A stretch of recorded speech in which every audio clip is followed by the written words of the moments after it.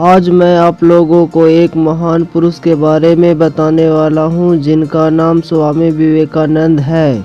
स्वामी विवेकानंद का जन्म 12 जनवरी 1863 में हुआ था, जिसे हम भारतवासी युवा दिवस के रूप में मनाते हैं। 4 जुलाई 1902 को वे परलोक गमन कर गए।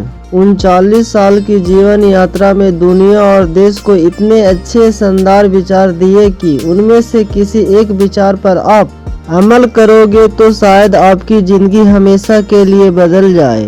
इनका जन्म कलकत्ता में एक कुलीन कायस्थ परिवार में हुआ था। उनके बचपन का घर का नाम वीरेश्वर रखा गया, किंतु उनका औपचारिक नाम नरेंद्र नाथ दत्त था।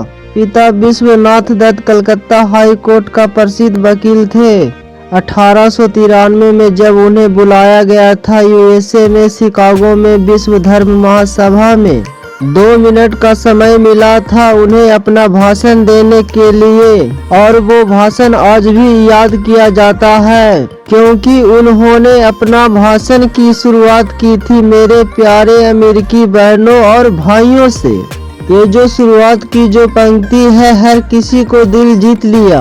यूरोप में, अमेरिका में, अपने देश भारत में जब जगह जगह पर सनातन धर्म का आवाज पहुंचाने के लिए सनातन की जो सोच है उसे पहुंचाने के लिए स्वामी विवेकानंद जी ने रामकृष्ण की स्थापना की, जो कि आज भी अपना काम कर रहा है। वो अपने गुरुदेव रामकृष्ण परमहंस जी के प्यारे शिष्य थे। स्वामी विवेकानंद जी से जुड़े मैं आप लोगों को उनके बारे में 3 कहानी बताने जा रहा हूँ जो आपके सफलता के लिए प्रेरणा का स्रोत होगा।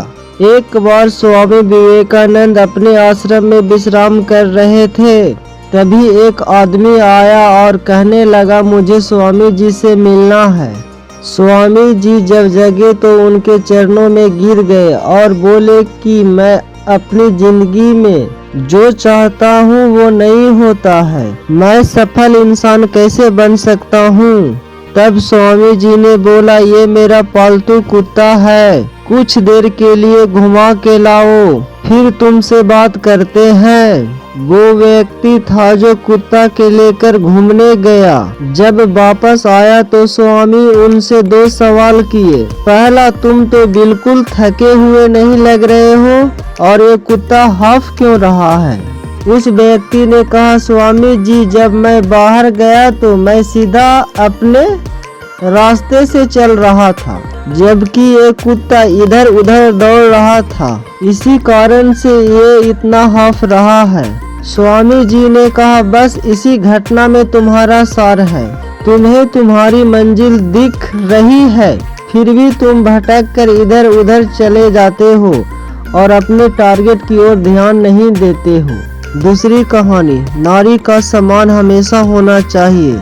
जब वो विदेश में सनातन धर्म के प्रसार के लिए गए तो बहुत सारे लोग उनसे मिलने आए और एक महिला उनके पास आई और उसी देश फॉरेन की महिला थी, और महिला आकर कहने लगी मैं आपके बातों से बहुत ही प्रभावित हूँ, मैं आपको अपना पति बनाना चाहता हूँ। स्वामी विवेकानंद ने कहा ऐसा कैसे हो सकता है, मैं सन्यासी हूँ और अगर आप मुझसे इम्प्रेस हैं तो आप मुझे अपना बेटा बना लीजिए, इससे मेरा संन्यास भी नहीं टूटेगा और मेरे जैसा बेटा भी मिल जाएगा।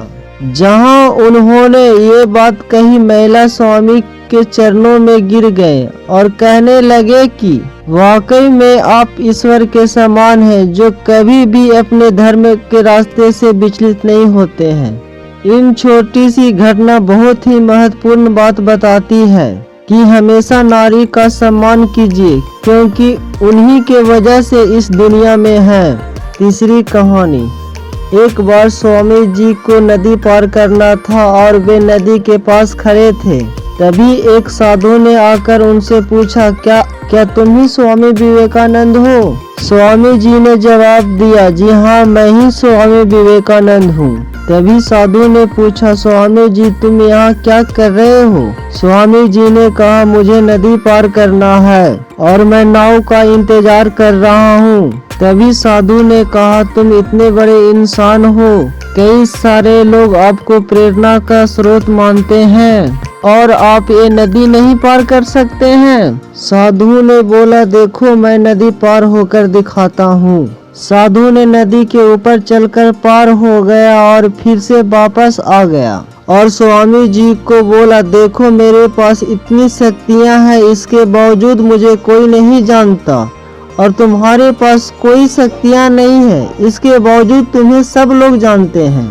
तब स्वामी जी ने मुस्कुराया और साधु से पूछा, तुम्हें ये विद्या सीखने में कितना समय लगा है? साधु ने कहा, 15 साल। इतने में स्वामी जी का नाव आ गई और स्वामी जी ने साधु को बैठाया और वहां से चल दिए। उन्होंने नाव बैठकर नदी पार की। पार करने के बाद स्वामी जी ने अपने जेब से 1 रुपया बाहर निकाला और नाव वाले को दे दिया, यानी दोनों के मिला के 50-50 पैसे दिए। तभी स्वामी जी ने साधु से कहा, जो काम तुम 50 पैसे में कर सकते हो, तूने अपने जिंदगी के 15 साल बर्बाद कर दिए और अगर यही काम 15 साल समाज के भलाई के लिए लगाते तो आज तुम्हें पूरी दुनिया जानती। और मैं भी यही किया, इसीलिए मुझे पूरी दुनिया जानती है और तुम्हें कोई नहीं जानता है। स्वामी जी ने साधु से कहा, तुम्हारी तरह कई सारे लोग ऐसी चीजों में दिन, हफ्ते, महीने और साल लगाते हैं जिनका उनके जिंदगी से कोई मतलब नहीं निकलता है। इसीलिए अपना टाइम ऐसी जगह लगाओ जहां एक्चुअल में उसका कोई सेंस निकले, क्योंकि टाइम से बढ़कर कोई नहीं। अगर समय बर्बाद तो जिंदगी बर्बाद।